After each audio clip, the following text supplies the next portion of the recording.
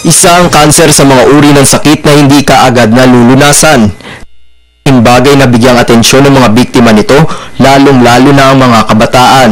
Well, hindi madaling gamutin ng cancer, pero kung ito ay maagang madadiagnose, malaki ang posibilidad na ito ay mapagaling. Sa kabila nito, patuloy ang programa ng pamahalaan kaakibat ang Philippine Charity Sweepstakes at East Avenue Medical Center para magpaabot ng tulong sa mga biktima ng nakamamatay na sakit.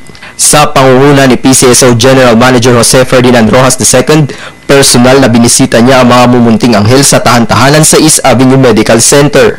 Dito muling pinatunayan ng opisyal na makakatulong ang pagbibigay saya sa iniindang sakit ng mga bata. Meron kayong isang pediatric oncologist dito, mismo sa loob ng tahan-tahanan na nag-monitor sa isa't bawat sa mga bata na nandito.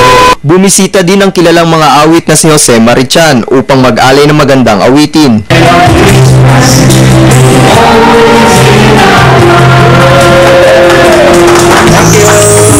Naniniwala din ang singer na sa pakikipagtulungan sa PCSO, mas mapapalawig pa ang pagbibigay ng tulong.